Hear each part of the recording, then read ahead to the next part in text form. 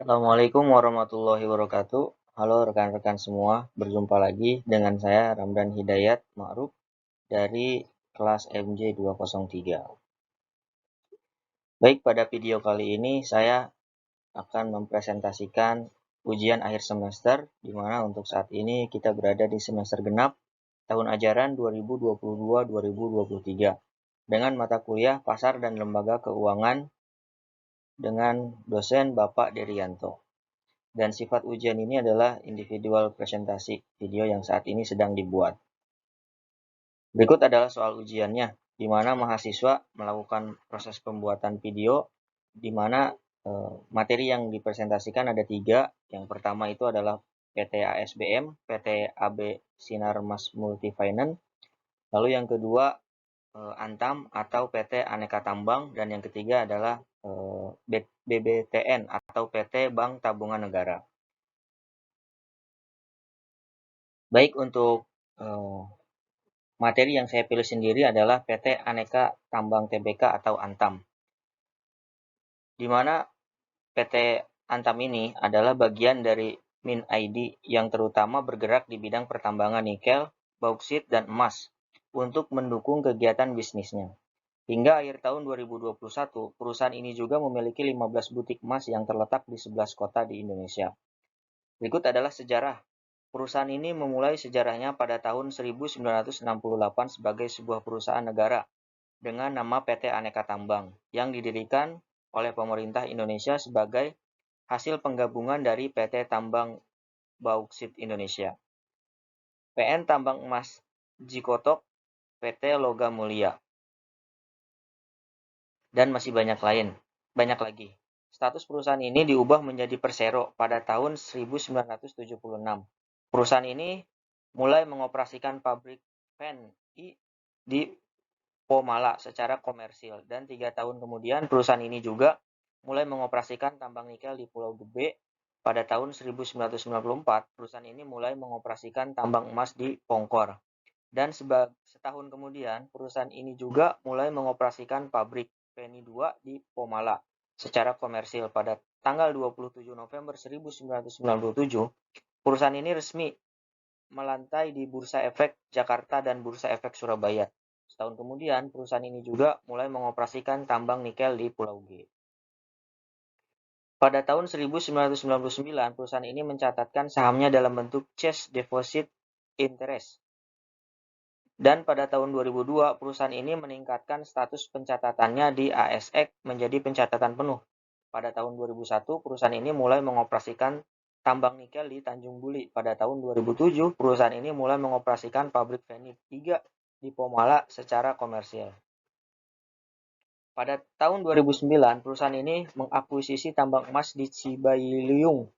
Pada tahun 2010, perusahaan ini menekan kontrak EPC untuk pembangunan pabrik chemical grade alumina di Tayan, serta mulai mengoperasikan tambang emas di Cibaliung dan tambang nikel di Tapunopaka. Pada tahun 2019, perusahaan ini mengakuisisi tambang batu bara di Sarolangun, dan masih banyak lagi terkait dengan sejarah untuk PT Antam ini.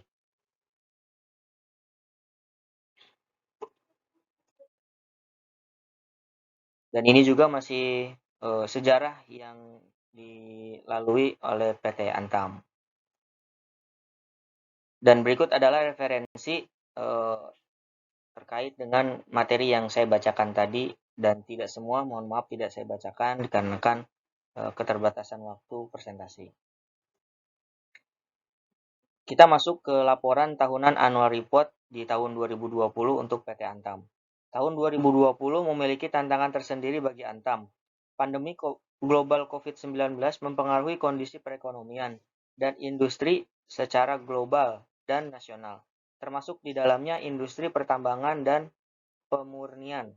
Menghadapi tantangan tersebut, Antam mengimplementasikan langkah-langkah strategis dengan mengedepankan penerapan protokol kesehatan yang tepat dan konsisten, guna mendukung keberlanjutan bisnis inti serta memperkuat struktur keuangan.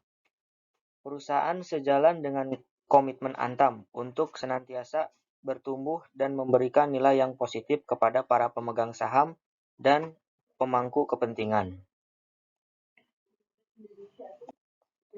Dan berikut ikhtisar pencapaian di tahun 2020. Ikhtisar pencapaian 2020 yang pertama, Antam mengedepankan penerapan dan implementasi protokol kesehatan yang ketat dan konsisten. 2.